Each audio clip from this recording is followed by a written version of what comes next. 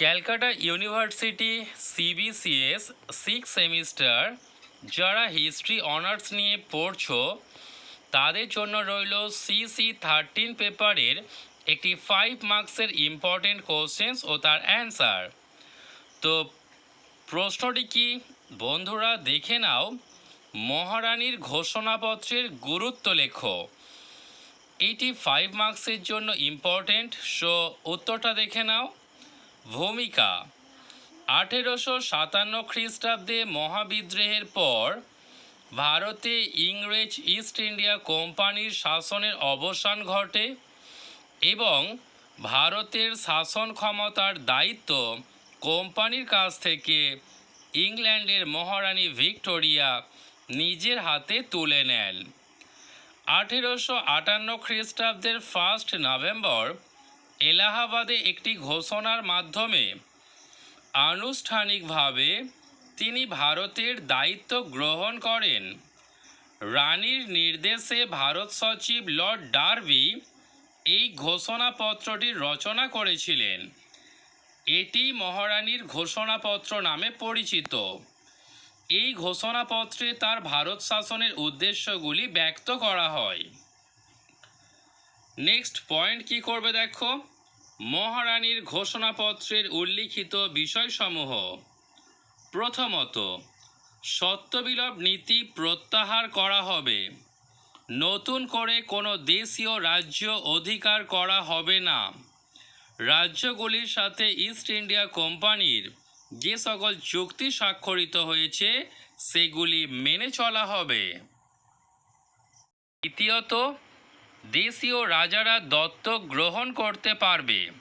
তৃতীয়ত, ভারতবাসীদের পুরাতন রীতিনীতি ও ঐতিহ্যকে রক্ষা করা হবে এবং সততা, ন্যায় বিচার ও ধর্মীয় উদারতা প্রদর্শন করা হবে।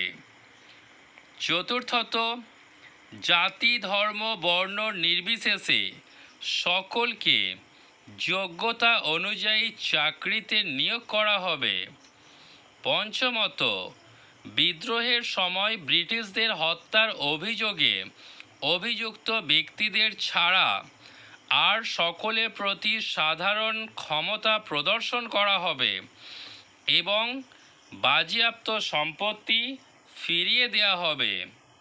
ষষ্ঠত, দেশের আভ্যন্তরীণ শান্তি শৃঙ্খলা বজায় রাখার পাশাপাশি শিল্পে উন্নতি ও জনগণের মঙ্গল সাধনের জন্য যথাসাধ্য চেষ্টা করা হবে।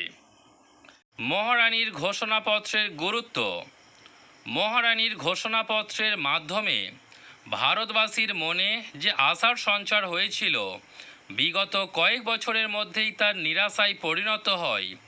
ডক্টর রমেশচন্দ্র মজুমদার এই ঘটনাকে প্রতিশ্রুতিভঙ্গের অধ্যায় হিসেবে বর্ণনা করেছেন। ঐতিহাসিক বিপানচন্দ্র মহারানীর ঘোষণাপত্রকে রাজনৈতিক ধাপ্পা বলে বর্ণনা করেছেন।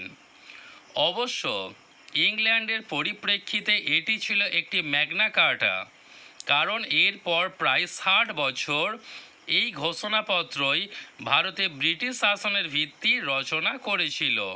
তো বন্ধুরা, এই ছিল একটি ইম্পর্টেন্ট কোশ্চেন ও তার অ্যান্সার। তো বন্ধুরা, যদি এই ক্লাসটি ভালো লেগে থাকে তাহলে প্লিজ তোমরা লাইক, শেয়ার অ্যান্ড সাবস্ক্রাইব করে দিও। সো থ্যাংক ইউ বন্ধুরা।